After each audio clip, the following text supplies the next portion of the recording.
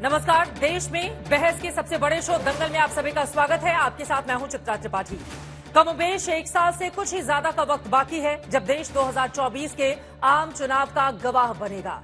सबसे ज्यादा 80 सीटें उत्तर प्रदेश में हैं और जिसका यूपी पर कब्जा होगा उसके लिए दिल्ली के तख्त का रास्ता आसान हो जाएगा। योगी सरकार ने फैसला किया है कि यूपी के मदरसों में और मुसलमानों के बीच में पीएम मोदी के मन की बात को उर्दू की किताबों से छपवाकर उनको भेजा जाएगा, पढ़ाया जाएगा। इस फैसले के खिलाफ यूपी की सियासत में अब उबाल देखने को मिल रहा है। अखिलेश यादव इसे 2024 चुनाव से जोड़कर बीजेपी की चुनावी चाल करार दे रहे हैं। वो कह रहे हैं कि आखिर किस मुंह से बीजेपी मुसलमानों के बीच जाएगी। हालांकि बीजेपी भी जानती है कि यूपी में मुस्लिम बहुल सीटों को साधना उसके लिए बेहद जरूरी है, लेकिन मुश्किल भरा है रास्ता। यूपी में आज एक नई तरह की सियासत शूद्र को लेकर भी शुरू हो गई है, जहां अखिलेश और केशव प्रसाद मौर्य में वार पलटवार का दौर जारी रहा। कुल मिलाकर उत्तर प्रदेश में सियासी पारा गर्म है। जहां मुस्लिमों को लेकर बवाल है तो वहीं शूद्र पर सियासत हो रही है। दंगल में इन्हीं तमाम मुद्दों को लेकर आज बड़ी चर्चा हम करने वाले हैं, लेकिन उसके पहले हमारी ये रिपोर्ट देखिए।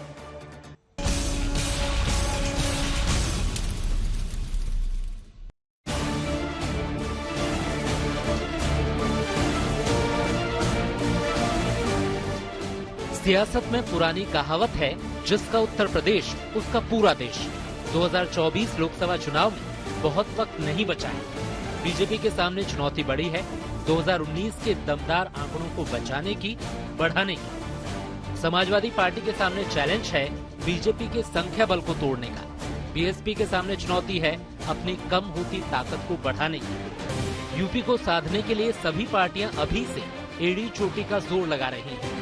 खासतौर पर मुस्लिम बाहुल्य सीटों पर अब बीजेपी प्रधानमंत्री मोदी के मन की बात की उर्दू में किताबें छपवाकर 1 लाख किताबें मदरसों में बांटेगी।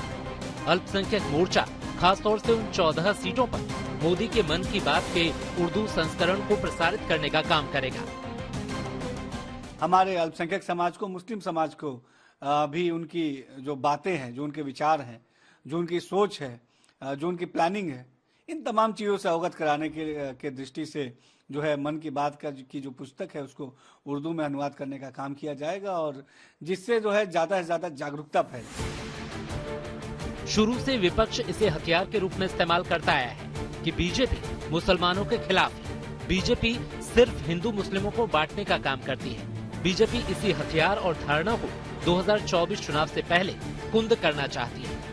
बीजेपी की दलील है कि पीएम मोदी की अच्छी नीतियों के बारे में मुस्लिम समाज को जागरूक करना बेहद जरूरी है। हालांकि एसपी प्रमुख अखिलेश की अलग ही धुन है। भारतीय जनता पार्टी किस मुंह से उर्दू की तरफ जा रही है, जिसने खासकर मुसलमान भाइयों को अपमानित किया हो। और केवल राजनीति उत्तर प्रदेश में ये है कि मुस्लिम को तबाह कर दो, परेशान कर दो, हिंदू मुस्लिम की खाई पैदा कर दो। बात मुस्लिमों से निकली तो शूद्र तक गई। समाजवादी पार्टी के मुखिया से यूपी के डिप्टी सीएम पर सवाल पूछे गए तो उन्होंने आपत्तिजनक जवाब दिया। अखिलेश के जवाब पर यूपी के डिप्टी सीएम ने भी जवाब दिया। ओबीसी समाज को लेकर के चुनाव, शूद्रों से बात नहीं करते हम। क्या शूद्र है? नहीं, जो ये कह रहे हैं वो स्वीकार करें कि शूद्र है कि नहीं है। और इन प्रदेशों में पार्टी बढ़े और पार्टी आगे चुनाव लड़े। श्री अखिलेश यादव जी और कुछ और ऐसे लोग हैं जो केशव प्रसाद मौर्य जैसे किसी को जिनको बढ़ते हुए नहीं देखना चाहते हैं, वो किसी भी सीमा तक जा सकते हैं। जब उनकी मतलब जहर कितना भरा हुआ है, ऐसे शब्दों का प्रयोग करते हैं। मैं कभी भी अखिलेश यादव जी को श्री अखिलेश यादव जी के अलावा कुछ नहीं कहा हूं और किसी भी दल के किसी नेता के बारे में मैंने ऐसे शब्दों का प्रयोग नहीं किया है। अखिलेश के बयान को बीजेपी यकीनन 2024 चुनाव में समाजवादी पार्टी के खिलाफ इस्तेमाल करेगी। हालांकि इस गलती को भांपते हुए अखिलेश ने बाद में सफाई भी दी कि जब से स्वामी प्रसाद मौर्य जी साथ हैं, जब से अवधेश प्रसाद जी एक्टिव हो गए हैं, या हमारी पार्टी बहुत मजबूती से जमीन पे काम करने लगी है, तो उनका जो कुर्सी का चक्कर है उसके लिए घबराने लगे हैं। समाजवादी पार्टी उनसे बहुत प्रेम करती है, लेकिन समाजवादी पार्टी ये जानती है वो कितने भी अपमानित हो जाएंगे, कितना भी उनके साथ अपमान वाला व्यवहार होगा, लेकिन वो भारतीय जनता पार्टी नहीं छोड़ेंगे। वो तो किसी को भी डांट कर सकते। माननीय मुख्यमंत्री कहते हैं वो केशव जी को कहते हैं, कभी मुख्यमंत्री बनाते हैं, कभी सूत्र बताते हैं। कुछ भी कहने में इस समय मुझे लगता है कि अखिलेश जी की बातों को ज्यादा गंभीरता से जनता उत्तर प्रदेश की नहीं ले रही है। इस ताजा विवाद की जड़ में रामचरितमानस पर बयानबाजी से शुरू हुआ विवाद है। करीब एक हफ्ते पहले अखिलेश यादव ने केशव मौर्य पर निशाना साधा था और कहा था कि सूबे के मुख्यमंत्री योगी आदित्यनाथ ने एक शूद्र को अपने साथ रखा हुआ है।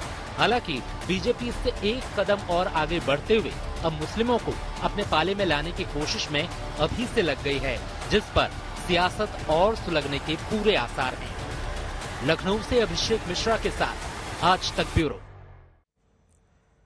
इसी मुद्दे को लेकर आज दंगल में बड़ी चर्चा हम करने वाले हैं, क्योंकि भारतीय जनता पार्टी मुसलमानों के वोट बैंक को अपने पाले में लाने की कोशिशों में लगी हुई है। लेकिन इस वक्त एक तस्वीरें आ रही हैं राहुल गांधी की। आपको बताते चले कि आज ही उन्हें सजा का ऐलान हुआ, उसके बाद जमानत मिली। एयरपोर्ट की तस्वीरें दिखा रहे हैं, जहां पर कांग्रेस के कार्यकर्ता भारी तादाद में पहुंचे हुए हैं राहुल गांधी का वेलकम करने के लिए। मोदी सरनेम को लेकर जो विवादित बयान राहुल गांधी की ओर से दिया गया था, आज दिन भर हमने आपको दिखाया कि कोर्ट में किस तरह से सजा का ऐलान हुआ। राहुल गांधी की मुश्किलें यहां पर बढ़ती हुई नजर आ रही हैं, लेकिन चूंकि 2024 की सियासत भी सामने है, ऐसे में कांग्रेस पार्टी अपने नेता के जरिए पूरी ताकत दिखाने की कोशिश कर रही है। सूरत से राजधानी दिल्ली पहुंचे राहुल गांधी का स्वागत करने के लिए तस्वीरों में आप देख रहे हैं बड़ी तादाद में इस वक्त कांग्रेस के कार्यकर्ता, नेता, सांसद, विधायक पहुंचे हुए हैं। कांग्रेस के कार्यकर्ताओं की राहुल के समर्थन में नारेबाजी भी चल रही है। जरा सुनते हैं। हेलन साहब, जहाँ पे गाड़ियों की मूवमेंट है उस तरफ को आ जाइए, वहां मत रुकिए। अपने संवाददाता के पास भी आपको लेकर चलेंगे। तस्वीरें आपके सामने हैं। राहुल गांधी के स्वागत के लिए वहां पर कांग्रेस के कार्यकर्ता पहुंचे हुए हैं। जैसे ही राहुल गांधी की तस्वीर दिखाई देती है, उनकी बॉडी लैंग्वेज देखना बेहद महत्वपूर्ण रहेगा। मोदी सरनेम को लेकर विवादित बयान के मामले में सूरत कोर्ट ने राहुल गांधी को आज ही 2 साल की सजा सुनाई, जिसके बाद राहुल गांधी की संसद की सदस्यता भी खतरे में पड़ गई है। इसको लेकर भी बहुत सारे सवाल हैं। इसको लेकर नियम, कायदे, कानून क्या कहते हैं वो आपको बताएंगे, लेकिन उसके पहले ये तस्वीरें देखिए। हालांकि राहुल गांधी को राहत जरूर मिल गई। अब राहुल गांधी इस पूरे मामले में पूरी तरह से राहत कैसे पाएंगे, इसको लेकर कांग्रेस पार्टी अब नए सिरे से अपनी स्ट्रैटेजी तैयार कर रही है, क्योंकि 2019 में मोदी सरनेम को लेकर राहुल गांधी की ओर से जिस तरह का बयान दिया गया था, उसके बाद लगातार विवाद गहराता हुआ चला गया। मानहानि केस में 2 साल की सजा राहुल गांधी को मिली थी। हालांकि बाद में जमानत भी मिल गई, लेकिन सूरत से दिल्ली एयरपोर्ट राहुल गांधी जब पहुंचे उस वक्त की तस्वीरें आपके सामने हैं। जल्दी आओ।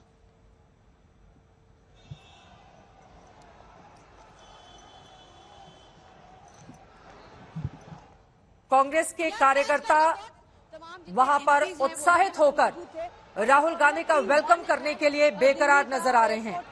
और यहाँ पर आप देख सकते गांधी जो कांग्रेस के सांसद राहुल गांधी ने मोदी सरनेम को लेकर टिप्पणी की थी, जिस पर मानहानि मामले में दोषी पाए जाने के बाद 2 साल की सजा, उसके बाद थोड़ी राहत, लेकिन आगे संसद सदस्यता को लेकर कई सारे सवाल इस वक्त राहुल गांधी के सामने हैं। फिलहाल कांग्रेसी कार्यकर्ता उत्साहित राहुल गांधी का वेलकम करने के लिए दिल्ली एयरपोर्ट पर पहुंचे हुए हैं। दिल्ली में आकर राहुल गांधी अब इस पूरे मामले में क्या कहेंगे, इस पर हमारी नजर बनी रहेगी।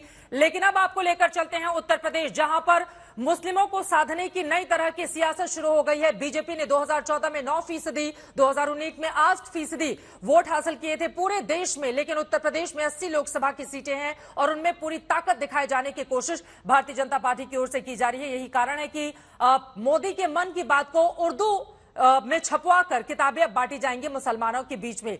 इसके जरिए क्या मुसलमानों के वोट मिलेंगे बीजेपी को? कई ऐसे मुद्दे हैं जिसको लेकर दंगल में चर्चा करेंगे। खास मेहमान जुड़ चुके हैं, उनका परिचय आपसे करवा देती हूं। प्रेम शुक्ला जी, राष्ट्रीय प्रवक्ता भारतीय जनता पार्टी के हमारे साथ हैं। आलोक शर्मा जी, प्रवक्ता कांग्रेस पार्टी के हमारे साथ जुड़ चुके हैं। अनुराग भदौरिया जी, समाजवादी पार्टी के प्रवक्ता हमारे साथ मौजूद हैं। संगीत रागी जी, पॉलिटिकल एनालिस्ट हमारे साथ जुड़ चुके हैं। फिरोज अहमद बख्श साहब हमारे साथ जुड़े हुए हैं, फॉर्मर चांसलर हैं आप मौलाना आजाद मुस्लिम उर्दू यूनिवर्सिटी के। और स्टूडियो में सतीश प्रकाश जी हमारे साथ, दलित एक्टिविस्ट इस वक्त जुड़े हुए हैं। सबसे पहले प्रेम शुक्ला जी, आपके पास आते हुए, ये उर्दू में किताब छपवाने की जरूरत क्यों आन पड़ी बीजेपी को उत्तर प्रदेश में? देखिए, भारतीय जनता पार्टी के आदरणीय नरेंद्र मोदी जी सबका साथ, सबका विकास, सबका विश्वास, सबका प्रयास के मूल मंत्र को शासन का मूल मंत्र मानते हैं। अब क्या उर्दू भारत की भाषा नहीं है? उर्दू क्या भारत में उर्दू भाषी जो है क्या भारत में अस्पृश्य है? ये जो सोच है समाजवादी पार्टी की, यही बताती है कि वो वोट बैंक की राजनीति के आगे बढ़कर सोच ही नहीं सकते हैं। अगर मन की बात सारी भाषाओं में जाती है, मन की बात जो है मराठी में जाती है, गुजराती में जाती है, मलयालम में जाती है, तमिल में जाती है, ऐसे में अगर उर्दू में चली गई तो इनको पीड़ा क्यों हो गई? तमिल में जाने पे तो पीड़ा नहीं हुई, मलयालम में जाने पे तो पीड़ा नहीं हुई, गुजराती में जाने पे तो पीड़ा नहीं हुई, मराठी में जाने पे तो पीड़ा नहीं हुई। लोकसभा उठाकर देख लें, बीजेपी का मंत्रालय उठाकर देख लें, मुसलमानों को टिकट तो आप लोग देते नहीं हैं, फिर आप कहेंगे कि मुसलमानों मन की बात से उनको रिझा लेते हैं, 2024 की सियासत को चमका लेते हैं। चित्रा जी, सिर्फ टिकट देना ही सबका विकास है, यह मानदंड चित्रा जी का हो सकता है, लेकिन लोगों का विकास, अगर लोगों को एलपीजी गैस कनेक्शन दिए गए तो क्या सांप्रदायिक भेदभाव किया गया? प्रधानमंत्री आवास योजना में मकान दिए गए तो मुसलमानों को मकान नहीं दिए जाए, ऐसी योजना बनी गया क्या? जनधन खाते खुले तो क्या मुसलमानों के जनधन खाते नहीं खोले गए क्या?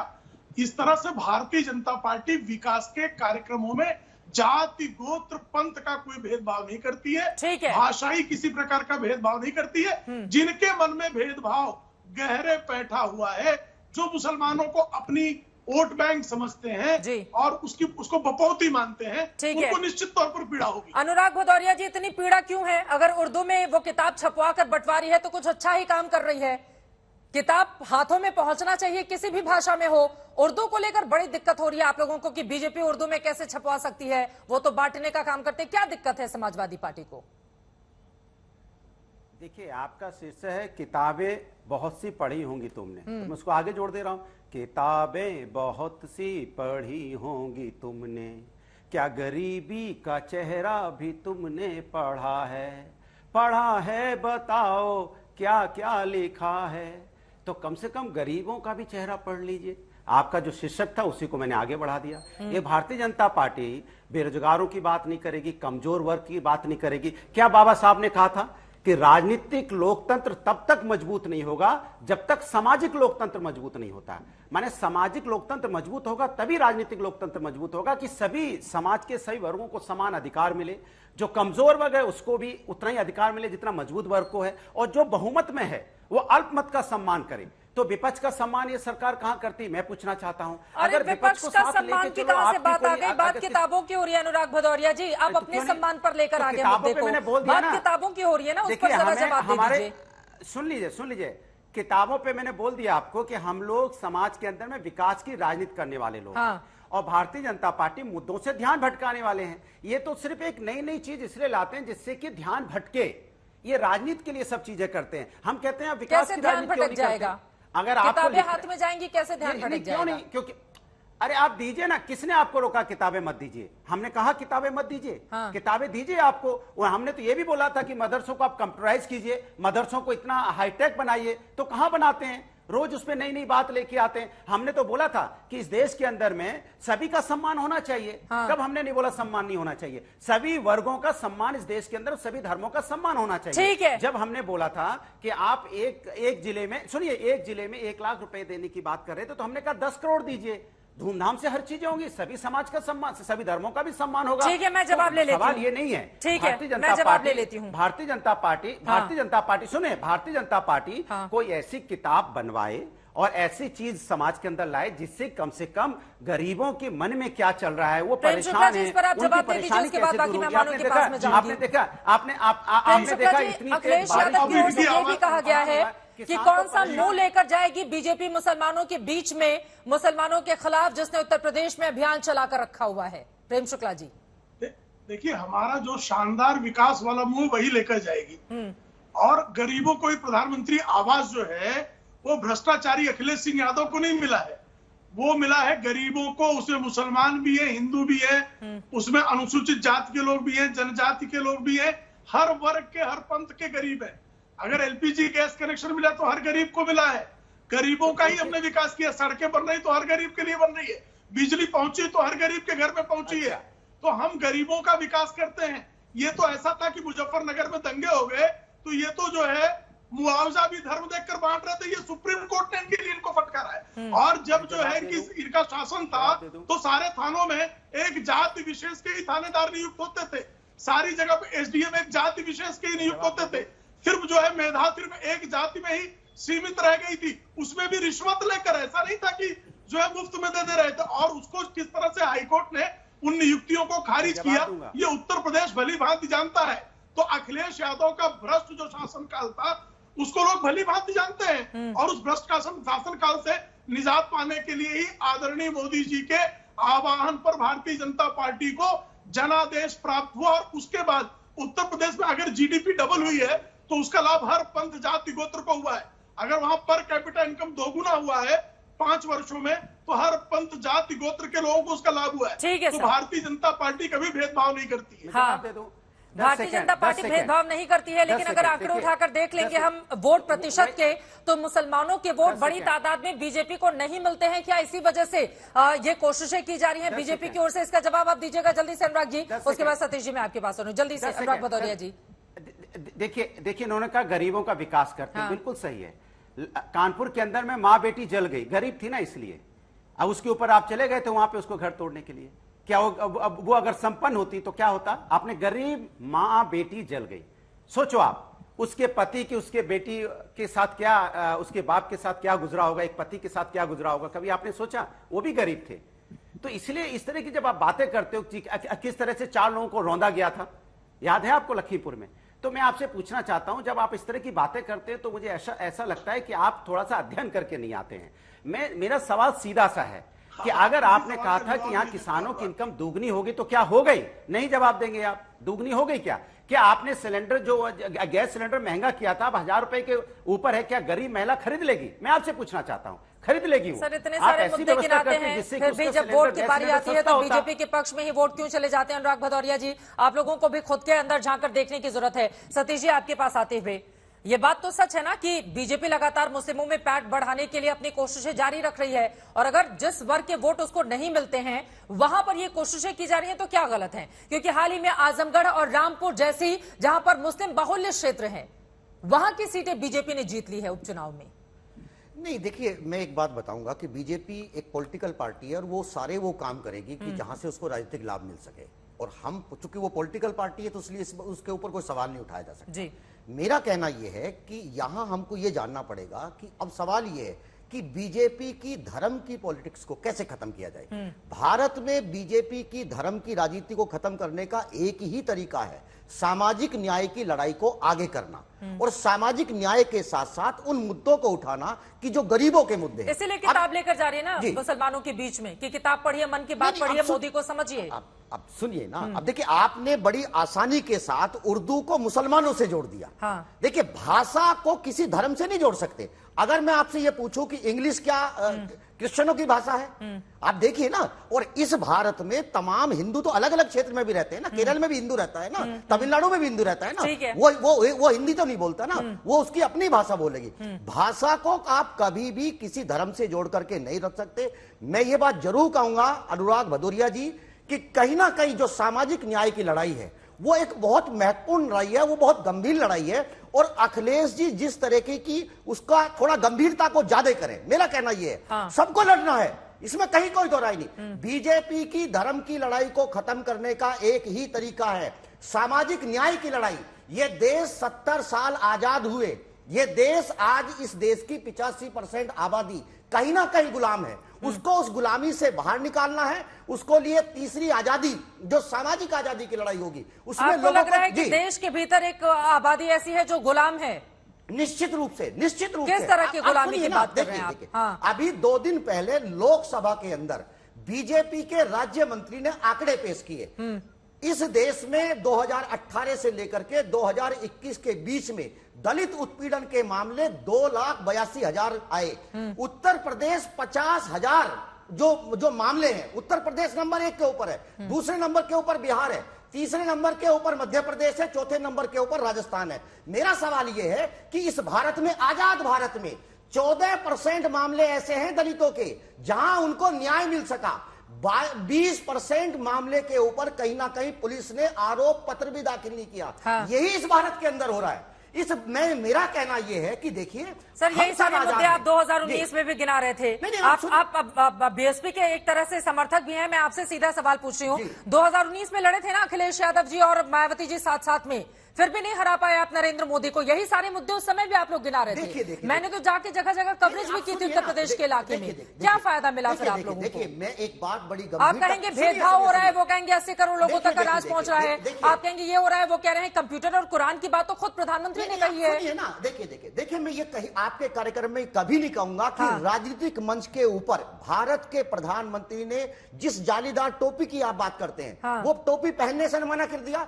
इसी उत्तर प्रदेश की जिस राजनीति की आप बात कर रहे हैं, आदरणीय योगी जी, आदरणीय मोदी जी ने कबीर की चादर के ऊपर, तब क्या वो प्रधानमंत्री थे जब उन्होंने टोपी पहनने से इनकार किया था सतीश प्रकाश जी? मैं कहूंगा नहीं, आप कब की बात कर रहे हैं? आप कब की बात कर रहे हैं? अगर विदेश में जाएंगे, सुनिए ना, अगर आप विदेश में जाएंगे, मुसलमानों के सम्मेलन में जाएंगे तो आप कुछ भी करने के लिए तैयार है। भारत के मुसलमानों को लेकर के जिस तरह का आपका नजरिया है, लेकिन मैं फिर भी बस ये पूछना चाह रही हूँ, क्या प्रधानमंत्री के तौर पर नरेंद्र मोदी को कोई टोपी पहनाना चाहता था जो मुस्लिम प्रतीक का एक चिन्ह है, और क्या उन्होंने इनकार किया था प्रधानमंत्री होते हुए?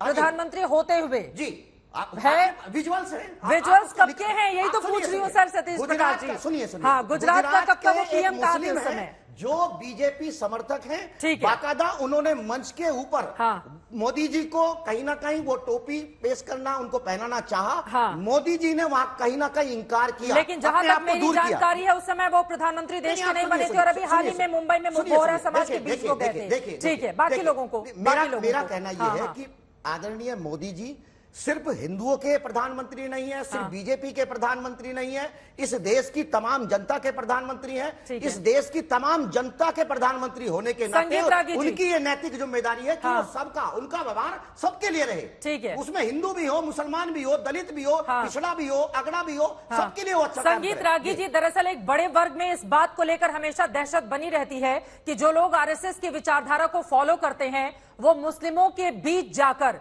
सबका साथ, सबका विकास, सबका विश्वास, कैसे इस बात को मजबूत कर पाएंगे? संगीत रागी जी।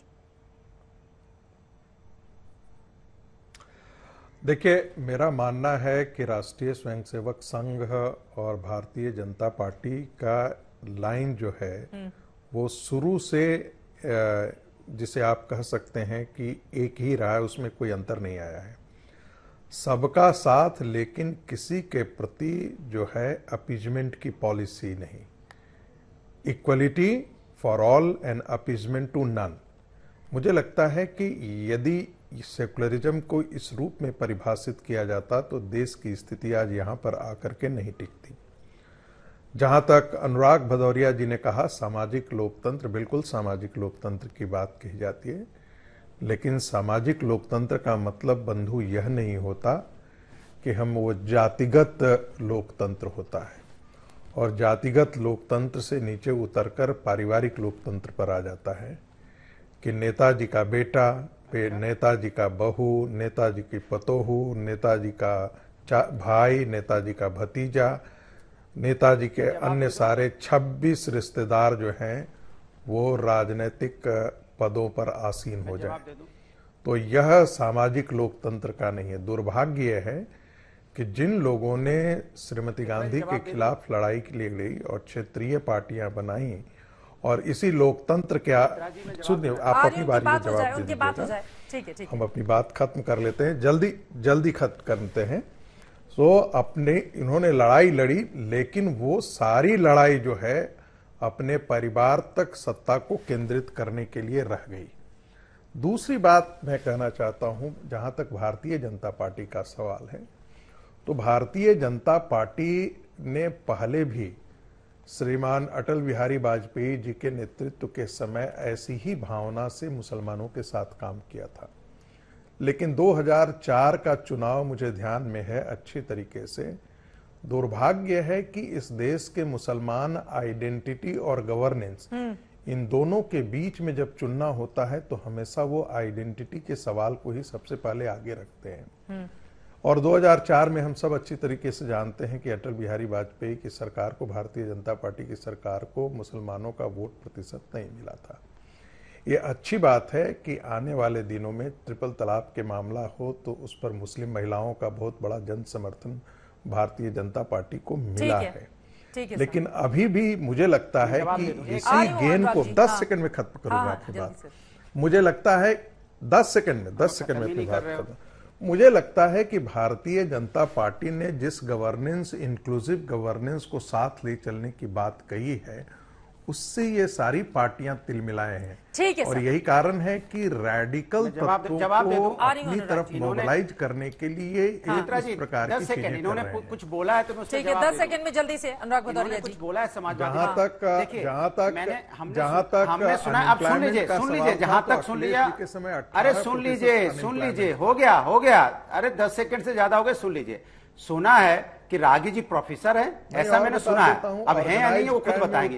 एक सुन लीजिए, अरे सुन तो लीजिए, मेरी बात सुन लो। मैं आपके बीच में नहीं बोला, जिस मुद्दे पर बैठे उसी पर रहते हैं ना अनुराग भदौरिया जी। हाँ, बोलिए। सुनिए, सुना है, हाँ वही उसी मुद्दे।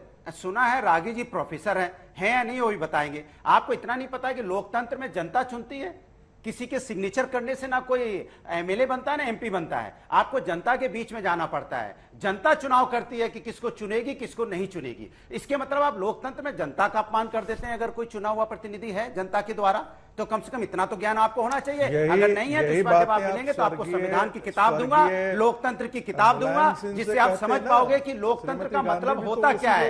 ये जनतंत्र है, जनता का तंत्र है, इससे जनता चुनती है। जो आप बार बार इस तरह की बातें करते हो, हम उसमें पढ़ना नहीं चाहते, क्योंकि जनता सब देखती है कि क्यों आप जनता के वोट का अपमान नहीं कर सकते। अरे यही बातें तो आपके ऊपर भी लागू होती है ना अनुराग भदौरिया जी। बार बार यूपी की जनता बीजेपी को अगर चुनकर भेज रही है, चाहे लोकसभा हो चाहे फिर विधानसभा हो, तो यही बातें तो आपके ऊपर भी लागू होती है। फिरोज अहमद बख्श साहब सीधे आपके पास आते हुए, ये जो पहल शुरू की गई है भारतीय जनता पार्टी की ओर से, मुसलमानों के पास जाकर उनके मन की बात कार्यक्रम वाला पुस्तक उनको भेंट किया जाएगा, उर्दू में छपी हुई किताबें, क्या इसका वेलकम किया जाना चाहिए या फिर 24 की सियासत है ये? मेरी आवाज आप तक पहुंच रही है? एकदम अच्छी आवाज आ रही है सर, बोलिए। Very good. हाँ देखिए, ऐसा है, मैं आपसे बहुत ही हम्बली रिक्वेस्ट करूंगा, बड़े मान सम्मान के साथ, कि मुझे थोड़ा वक्त दें, क्योंकि मैंने काफी तकारीर सुन ली इतनी देर में। देखिए, प्रधानमंत्री के बात थी कि उनकी जो मन की बात है उसको उर्दू में आना चाहिए, बिल्कुल आना चाहिए। और मैं बबांगे दहल तमाम हिंदुस्तानी मुसलमानों की जानिब से इस बात का खैर मकदम करता हूं कि उर्दू के अंदर किताब आई है। अब इसको वोट बैंक की राजनीति से नहीं जोड़ना चाहिए, जैसे कुछ लोगों ने अभी बड़ा कीमती वक्त आज तक का, से करोड़ों लोग देख रहे हैं इस वक्त, टोपी के ऊपर बर्बाद कर दिया। अरे प्रधानमंत्री मोदी कांग्रेसियों की तरह, सपाइयों बसपाइयों की, तृणमूलियों की तरह जो है, ना तो टोपी पहनते हैं ना पहनाने में विश्वास रखते हैं। ठीक है, बिल्कुल जो हैं वो जो अंदर से हैं वही बाहर से हैं। और रही बात उर्दू की, मैं प्रधानमंत्री के बारे में मुझे थोड़ा सा वक्त ने क्लियर कर दूं। अभी आपने एक बात कही थी चित्रा जी, बड़ी अच्छी बात आई थी, मैं उसको थोड़ा आगे बढ़ाता हूं। आपने कहा प्रधानमंत्री ने हमेशा बिना अपीजमेंट के एम्पावरमेंट की बात की है, न सिर्फ मुसलमानों की, हर एक की। हाँ। प्रधानमंत्री ये कहते हैं, सुनिए, मुसलमानों के लिए हमेशा से कहते चले आए हैं, और ये बात उन्होंने 2015 में कुछ मुस्लिम क्लैरिक्स और इंटेलेक्चुअल्स को बुला के अपने घर पे कही थी, मैं हर मुसलमान के एक हाथ में कुरान और एक में कंप्यूटर देखना चाहता हूँ, which he means by heart and soul. और दूसरी बात उन्होंने कही थी, मुसलमान मेरी संतान की माफिक हैं, हम उनके साथ बराबरी का सुलूक करना चाहते हैं। ये प्रधानमंत्री तो ऐसा कहा गया, ये बीजेपी का है, ये हिंदुओं का, कैसी बातें कर रहे हैं, मतलब ज्ञानी ध्यानी लोग हैं। और मैं एक बात और कहना चाहूंगा, बीजेपी को वोट क्यों नहीं मिलता है फिर मुसलमानों का, ये क्वेश्चन भी पूछा जाएगा ना। मैं उस पे आ रहा हूँ, सुनिए। ऐसा है, बीजेपी को कम से कम 9 से 10% वोट हर इलेक्शन में मिला है। हाँ। और अभी आप देखिए, रामपुर में भी बीजेपी जीती है, मुसलमानों का इलाका है। देखिए, मैं फिर कहता हूं, बीजेपी वोट बैंक की पार्टी नहीं है। मुसलमान जिस पार्टी को सही समझते हैं, बहुत बड़ी बात है। बीजेपी, जहां तक बीजेपी का ताल्लुक है, मुसलमानों के अंदर खासतौर से मोदी जी के लिए, चाहे वो भाजपा हो, चाहे वो मोदी जी हो, चाहे वो डॉक्टर मोहन भागवत हो, बहुत अच्छी से बात घर कर गई है कि ये हमारे लोग हैं। और उन्होंने भी ये बता दिया मुस्लिमों को, आप हमारे हैं, हमारा डीएनए एक है, हमसे कोई हमारे और आप में बीच में कोई फर्क नहीं। वोट एक बहुत छोटी सी चीज है। मुसलमान बीजेपी को वोट देता है, 9-10% वोट देता है। वोट छोटी चीज कहाँ हो सकती है सर, वोट ही सबसे बड़ी चीज है, जिसके बाद सरकारें बनती और बिगड़ जाती हैं, और उसी वोट की सारी लड़ाई है। लेकिन सतीश जी, उन्होंने दो टूक कहा कि मोदी जी टोपी पहनने और पहनाने में विश्वास नहीं रखते हैं, वो जो अंदर से है वही बाहर। कोई भी पार्टी किसी कैंडिडेट को हिंदू, मुसलमान या मजहब देखकर उसका टिकट नहीं देती, वो ये देख के टिकट देती है विनेबिलिटी कितनी है, कहाँ जीत सकता है। कोई भी पार्टी हो, चाहे वो कांग्रेस हो, सपा हो, बसपा पाऊं। ठीक है। हर पार्टी का जो लीडर है वो देखता है संगीत कि जी, ये मैं आपके पास आऊंगी, इलेक्शन जरा जीत सकता है। सतीश जी से जवाब ले इलेक्शन लेती हूँ। जीत के टोपी सेवा करनी पहनने और पहनाने हिंदू में भरोसा मुसलमान- नहीं रखते हैं हिंदू प्रधानमंत्री। मुसलमान आज तक बीजेपी में नहीं हुआ। मैंने ये सवाल नहीं उठाया। हाँ। मैं टोपी वाली, मैं मैं एक चूंकि important आपने बहुत सारी चीज बातें की इसलिए मैंने वो प्रकरण बीच में रखा। हाँ, लेकिन जब यहाँ वो मैं एक बात तो मुख्यमंत्री सुनिए, थे, सुनिए, ठीक है, हाँ। देखिए वो हाँ। देश के प्रधानमंत्री हैं। हाँ। और मुस्लिम भी इस देश की आबादी है ना। हाँ। उनके हक की बात करना अगर देश के प्रधानमंत्री कहते, हम यही तो कह रहे हैं। वो टोपी नहीं पहने सुनिए, मुख्यमंत्री आप रहते सुनिए, हुए, आप उसके सुनिए ना, बावजूद 2014 में जनता ने उनको चुना। सुनिए, ये भी एक सच्चाई है सतीश प्रकाश जी। देखिए, तो वो बातें अगर कह रहे सुनिए, हैं कि वो टोपी पहने नहीं पहने, उससे सुनिए, लोगों के सुनिए, बीच असर सुनिए, नहीं सुनिए, पड़ता है, देखिए, तो वो देखिए, बातें तो जायज नहीं, मानी जाएंगी। कभी फिर भी देखिए, सुनिए, अपनी बात को बढ़ाने के लिए कभी मैं झूठ का सहारा नहीं लूंगा। अभी 4 दिन पहले हाँ। हेमंत बिस्वा किसके मुख्यमंत्री हैं? बीजेपी के मुख्यमंत्री हैं या आरएसएस के मुख्यमंत्री हैं? ये तो ये तय करेंगे। उन्होंने अपने राज्य में बहुत सारे मदरसे बंद करने की बात करी है और बहुत सारे मदरसों का जो सरकारी मदद है उसको बंद करने की बात करी है। ये बीजेपी के लोग सवाल पूछे या आरएसएस के लोग सवाल पूछे? मेरा कहना यह है कि देखिए, मुस्लिम जो मदरसे नियम को फॉलो नहीं कर रहे हैं इसलिए वो बंद कर रहे हैं। हाँ, अगर देखिए, हर आबादी का अपना अधिकार है ना, वोट जिसको चाहिए उसको दीजिए। लेकिन मेरा कहना यह है कि अगर आप किसी का वोट लेना चाहते हैं, आप ये कहते हैं कि हमने अभी रागी जी जो जैसा कह रहे थे कि जातियों की बात आई, ये भी तो सच्चाई है ना। इसी देश की लोकसभा के अंदर बीजेपी के राज्य गृह मंत्री टेनी जी का, जो मैंने आंकड़े अभी आपके सामने पेश किए, और उत्तर प्रदेश दलित उत्पीड़न के मामले में नंबर 1 राज्य है। आप ये कानून व्यवस्था को जाकर के संभालिए, और कानून व्यवस्था उत्तर प्रदेश की जब तक नहीं संभलेगी, जब तक अपराधियों की जात, अपराधियों का धर्म देखकर। ठीक है, मैं लौट रही हूँ। राहुल गांधी की ये तस्वीरें सामने आ गई हैं। राहुल गांधी इस वक्त अपने घर पहुंच चुके हैं। कांग्रेस पार्टी के कार्यकर्ता भारी तादाद में राहुल गांधी के साथ हैं। तस्वीरें आपके सामने हैं और हाथ हिलाकर सभी का अभिवादन स्वीकार करते हुए, मुस्कुराते हुए इन तस्वीरों में राहुल गांधी आपको दिखाई दे रहे हैं। आज थोड़ी राहत राहुल गांधी को जरूर मिली है, लेकिन आगे आने वाले वक्त में मुश्किलें यकीनन उनकी बढ़ सकती हैं। मामला 2019 का, जब वायनाड से लोकसभा के सदस्य राहुल गांधी ने आम चुनाव से पहले कर्नाटक के कोलार में एक जनसभा में पीएम मोदी के सरनेम को लेकर टिप्पणी कर दी थी। उसी पूरे मामले में आज उनको सूरत कोर्ट ने 2 साल की सजा सुनाई। फिलहाल राहुल की जमानत याचिका पर सुनवाई हुई, जमानत मिल गई, राहत मिल गई, लेकिन मुश्किलें उनकी बढ़ती हुई इस रूप में नजर आ रही हैं क्योंकि बीजेपी एक सिरे से राहुल गांधी के ऊपर हमलावर है। ये तस्वीरें आपके सामने है। राहुल गांधी राजधानी दिल्ली में अपने आवास पहुंचे, मुस्कुराते हुए 12 तुगलक लेन की ये तस्वीरें। भारी तादाद में इस वक्त जो समर्थक हैं राहुल गांधी के, वो कार्यकर्ता जुटे हुए हैं, लेकिन मीडिया कैमरों को देखकर राहुल गांधी ने वहां पर सभी का हाथ हिलाकर अभिवादन स्वीकार किया। राहुल गांधी के घर पहुंची है सोनिया गांधी। ये बड़ी खबर इस वक्त निकलकर सामने आ रही है। आगे की स्ट्रैटेजी बनाई जाएगी क्योंकि अगर एक्शन होता है राहुल गांधी को लेकर, क्योंकि उनकी सदस्यता पर भी खतरा मंडरा रहा है, इसको लेकर अगर कोई भी एक्शन होता है तो फिर कांग्रेस पार्टी को नए सिरे से अपनी स्ट्रैटेजी बनानी होगी। आपको बताते चले, राहुल ने जो टिप्पणी की थी 2019 में, भारतीय जनता पार्टी के विधायक और गुजरात के पूर्व मंत्री पुर्नेश मोदी ने उसको लेकर बाकायदा याचिका दायर की थी। आज राहुल गांधी की ओर से कहा गया है, और खासतौर से एक्सपोर्ट की 2 अलग-अलग तस्वीरें हम आपको दिखा रहे हैं। एक तरफ राहुल गांधी के पोस्टर्स के साथ भारी तादाद में कार्यकर्ता पहुंचे हुए हैं उनके घर के बाहर। दूसरी तस्वीरें आप देख रहे हैं, राहुल गांधी जब घर के अंदर 12 तुगलक लेन में दाखिल हुए, उस वक्त ये तस्वीरें आपके सामने है। एक्सपर्ट कह रहे हैं कि राहुल गांधी की सदस्यता पर खतरा बना हुआ है। हालांकि राहुल गांधी ने आज कोर्ट में अपना बयान दिया कि मेरा इरादा गलत नहीं था, मेरे बयान से किसी को कोई नुकसान नहीं हुआ है। वहीं आपको ये बताते चले कि न सिर्फ गुजरात बल्कि बिहार में भी इसी मोदी सरनेम को लेकर राहुल गांधी की ओर से की गई टिप्पणी को लेकर वहां पर भी एक मामला चल रहा है। राहुल गांधी के खिलाफ आईपीसी की धारा 499 और 500 के तहत मामला दर्ज किया गया था। इस मामले में तीसरी बार वो कोर्ट के सामने पेश हुए थे, जिसके बाद कोर्ट ने उन्हें 2 साल की सजा सुनाई। हालांकि तुरंत बाद ही उनको जमानत भी मिल गई।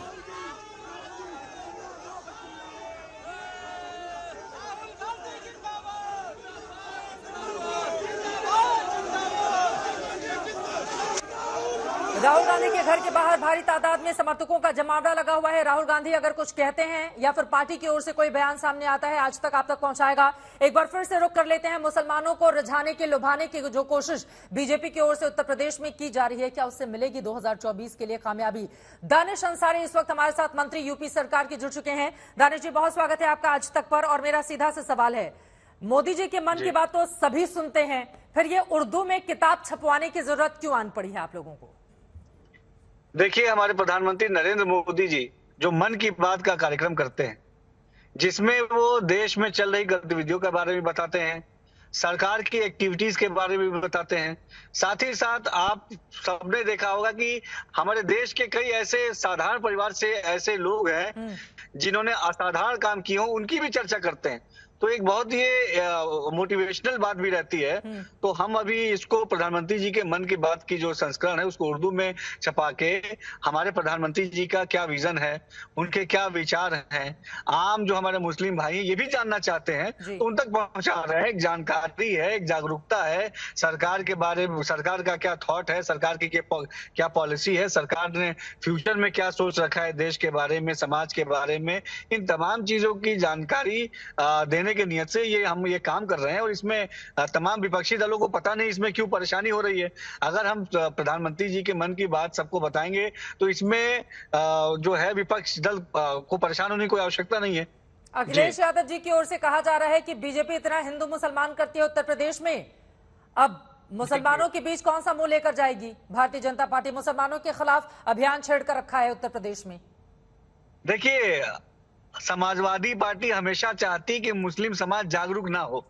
अगर हम मुस्लिम समाज को कोई इंफॉर्मेशन दे रहे हैं, कोई जागरूकता फैला रहे हैं, तो इससे किसी को परेशान होने की क्या जरूरत है? समाजवादी पार्टी हमेशा चाहती है कि मुस्लिम समाज जो है वो विकास से दूर रहे। इसी समाजवादी पार्टी ने हम मुसलमानों का वोट लेके हम सत्ता में आए, लेकिन कभी भी मुस्लिम समाज के डेवलपमेंट के लिए कोई ठोस काम नहीं किया। इस समाजवादी पार्टी ने हमेशा मुसलमानों को केवल एक वोट बैंक समझा। हमारे ना शिक्षा के लिए, हमारे उन्नति के लिए, हमारे तरक्की के लिए, हमारे विकास के लिए, हमारे नौजवानों की शिक्षा के लिए कभी कोई काम नहीं किया। अगर हम मदरसों में आधुनिक शिक्षा पढ़ाते हैं, समाजवादी पार्टी को परेशानी होती है। अगर हम मदरसों में साइंस में कंप्यूटर मैथ की बात करते हैं, समाजवादी पार्टी परेशान हो जाती है। अगर हम मदरसों को ऑर्गेनाइज करने की बात करते हैं, समाजवादी पार्टी को बुरा लगता है। अगर हम अल्पसंख्यक बहुल क्षेत्रों में विकास की बात करते हैं, समाजवादी पार्टी से तिलमिला जाती है। हम बात करते हैं कि प्रधानमंत्री जी का विजन है, ये जानकारी सब तक पहुंचनी चाहिए, इस बात से समाजवादी पार्टी खफा हो जाती है। अरे आप लोगों ने भी स्ट्रैटेजी बनाकर रखी है ना दानिश अंसारी साहब।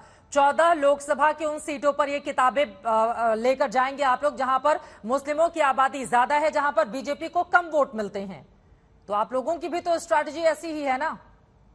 और बीजेपी भी मुस्लिमों को टिकट तो देती नहीं है, एक मंत्री का टिकट काटती है, दूसरे मंत्री को फिर कुर्सी सौंप देती है। देखिए, तो उधर पे विश्वास कैसे बनेगा बीजेपी को लेकर? हाँ, हमारी पार्टी भारतीय जनता पार्टी हमारे प्रधानमंत्री नरेंद्र मोदी जी के मार्गदर्शन में, उत्तर प्रदेश में हमारे मुख्यमंत्री योगी आदित्यनाथ जी के कुशल नेतृत्व में हम मुस्लिम समाज की डेवलपमेंट की बात कहते भी हैं और धरातल पे हमने किया भी है।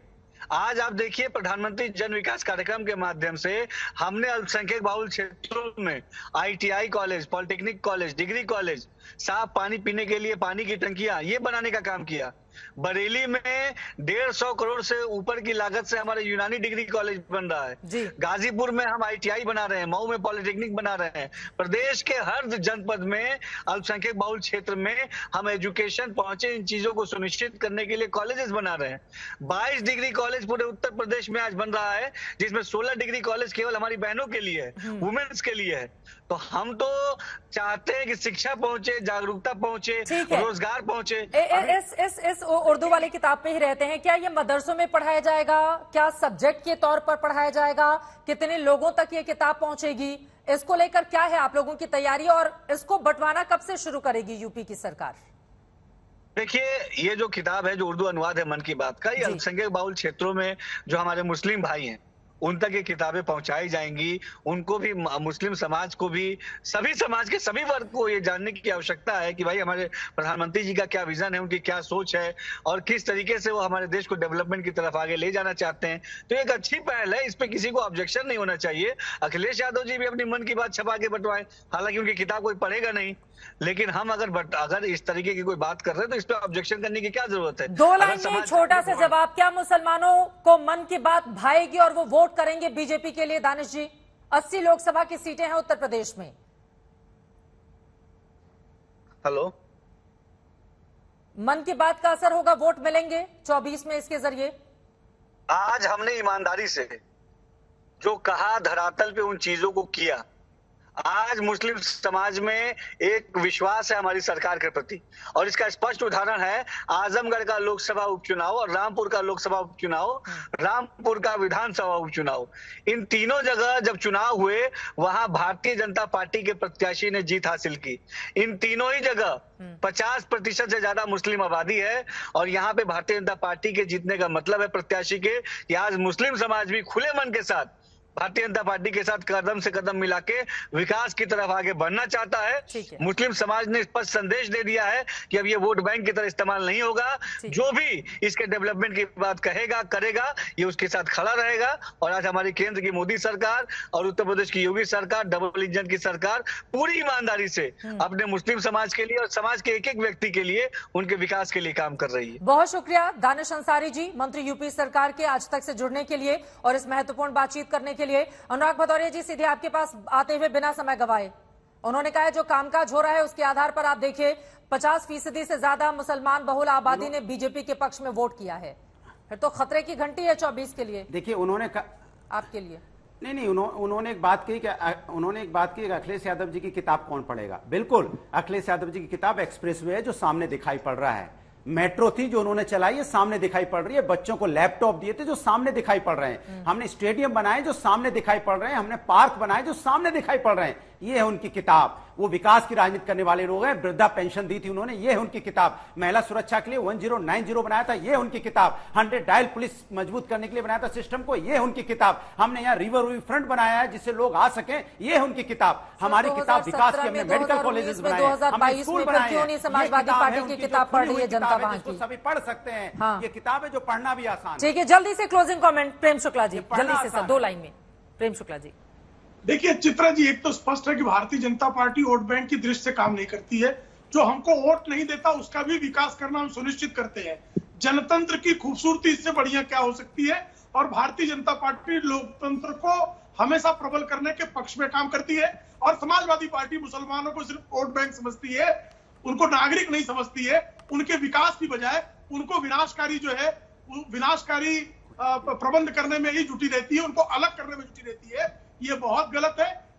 एक जो है स्वस्थ जनतंत्र के लिए भारतीय जनता पार्टी की जो नीति है उसका स्वागत होना चाहिए। और आदरणीय मोदी जी ने वोट बैंक से निकलकर वक्त हमें इतने की ही इजाजत देता है। आप तमाम मेहमानों का बहुत शुक्रिया हमारे साथ चर्चा में शामिल होने के लिए। जिन सीटों पर कमजोर है बीजेपी, वहां की आबादी को अपने पक्ष में करने की कोशिश, यही कारण है कि अब 14 लोकसभा जहां पर मुसलमानों की आबादी ज्यादा है उनको लुभाए जाने के तहत यह कवायद की जा रही है। लेकिन क्या इसमें मिलेगी कामयाबी?